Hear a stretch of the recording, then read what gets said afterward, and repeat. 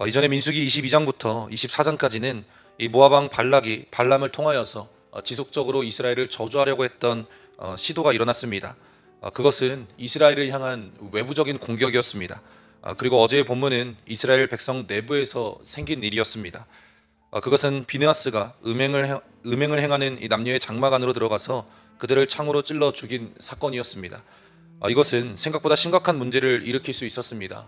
아무리 음행과 우상 숭배를 행한 자라고 하더라도 이스라엘의 집행 방법은 돌로 치는 것이었습니다. 명백하게 그가 어떤 죄를 지었는지를 밝히고 모든 회중이 함께 죄인을 침으로써 그를 죽인 책임이 이스라엘 전체에게 돌아가게 했습니다. 그런데 이 경우에는 비느하스가 재판 과정이나 회중에게 그들의 죄를 드러내게 하는 과정이 없이 오직 홀로 행한 일이었습니다. 게다가 비느하스는 대제사장 엘레아살의 아들 곧 제사장이었습니다.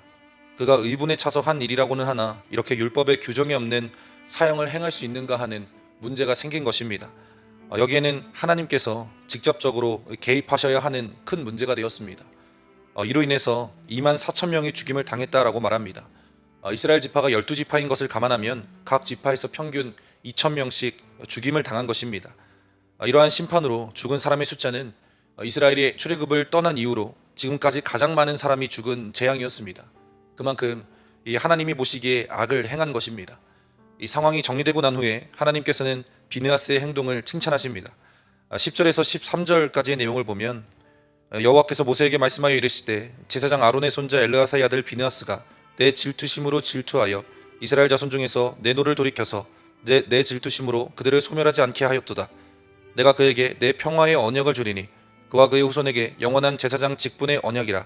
그가 그의 하나님을 위하여 질투하여 이스라엘 자손을 속죄하였음이라 라고 말합니다. 이 재판 과정을 통한 정죄함 없이 사람을 죽였다면 살인자라고 할 수 있음에도 하나님께서는 비느하스가 내 질투심으로 질투하였다라고 인정하고 계십니다. 이 하나님은 모든 수령들을 매달라고 하실 정도로 진노하셨지만 비느하스가 하나님의 진노를 대신 실행함으로써 이스라엘 전체가 소멸당한 위기를 막았다라고 이야기하십니다. 하나님은 비느하스에게 평화의 언약을 주시는데 이는 죽임을 당한 자들의 친족들로부터 보복을 당하지 않게 하신다라는 의미입니다.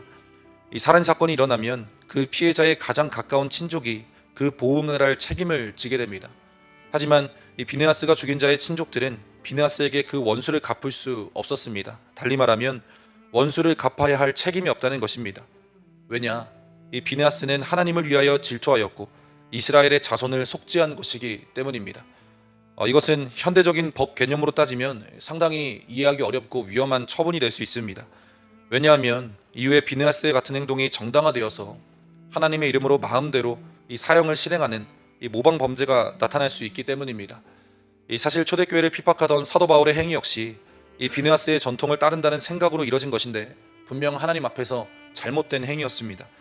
그러므로 비느하스가 행한 일은 확대 해석되어서는 안 될 일이었다는 것입니다. 그러나 적어도 이 경우에서 하나님은 비느하스의 중심을 보고 계셨습니다. 비느하스는 하나님과 같은 마음, 같은 분노를 품고 있었다라는 것입니다. 그 증거가 계속해서 이어지는데요. 14절에서 15절을 보면 죽임을 당한 이스라엘 남자 곧 미디안 여인과 함께 죽임을 당한 자의 이름은 시므리니 살루의 아들이요 시므온인의 조상의 가문 중 한 지도자이며 죽임을 당한 미디안 여인의 이름은 고스비이니 수르의 딸이라. 수르는 미디안 백성의 한 조상의 가문의 수령이었더라 라고 말합니다. 비느하스가 하나님의 마음으로 이 일을 행했음이 가장 잘 드러나는 증거입니다. 죽임을 당한 두 사람이 소위 평민이 아니었다는 사실입니다. 비느하스에 의해 죽은 남자 이 살루의 아들 시므리는 시므리 지파의 지도자였고 여자 고스비는 미디안족 가운데 한 수령의 딸이었습니다. 그러니까 모두 유력한 집안의 출신이었다라는 것입니다. 두 사람의 신분을 보더라도 비느하스가 행하던 일에는 큰 용기가 수반되어 있음을 알 수 있습니다. 비느하스로서는 자기가 행한 일 때문에 죽임을 당할 수 있음을, 어쩌면 재판을 당하여서 제사장으로서 돌에 맞아 죽는 치욕을 당할 수 있다는 생각을 하지 않을 수 없었을 것입니다. 그러나 그는 하나님의 분노를 온전히 이해했고 자기가 이후에 어떤 일을 겪을 것인가를 두려워하지 않고 행동했다라는 것입니다. 하나님은 이런 그의 중심을 아셨기 때문에 그의 살인이 하나님을 향한 속죄였다고 인정해 주셨습니다. 이스라엘 백성은 음행하여서 2만 4천 명이 죽는 심판을 당했습니다. 그런데 이 심판의 책임에는 미디안인의 잘못도 있기에 하나님은 미디안에게도 심판을 명하시면서 오늘의 본문을 마무리하고 있습니다.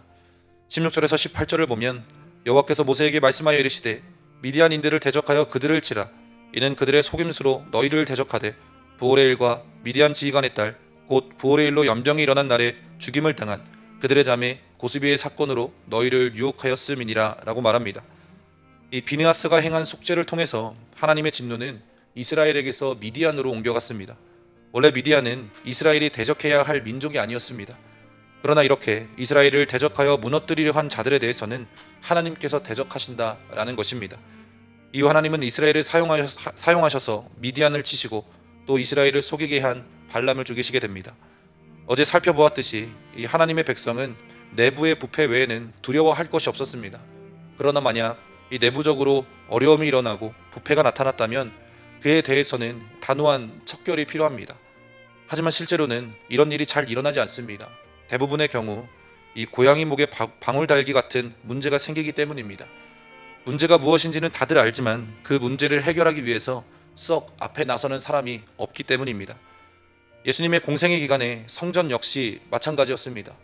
예수님께서는 노끈으로 채찍을 만들어서 성전 정화를 단행하실 때 마음으로는 예수님께 동조하는 유대인들도 많았을지 모릅니다.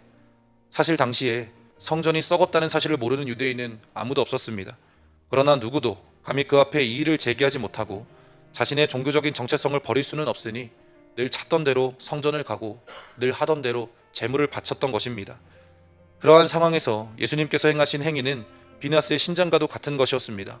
비느하스와 예수님 그리고 16세기의 종교개혁자들의 공통점이 있다면 자신의 행위 때문에 위험할 수도 있고 어쩌면 생명을 잃을 수도 있음에도 불구하고 이 하나님의 의분을 품고 실천했다라는 것에 있습니다.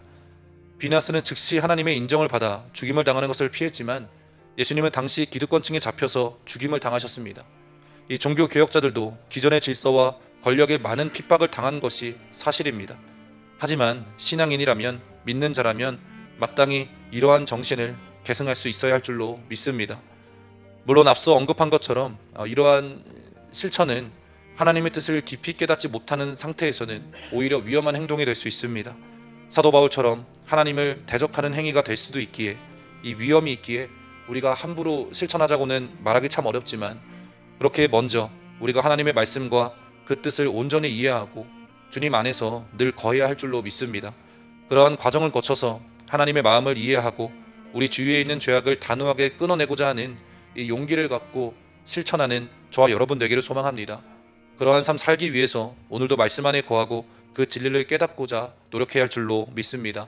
사랑하는 성도 여러분, 우리의 삶에서 죄의 모습 나타났을 때 여전히 깨닫지 못하고 혹 깨달았다 하더라도 고치지 못하고 이 죄를 짓는 시므리의 모습과 죄의 행위를 끊어버리는 이 비느하스의 모습이 있습니다.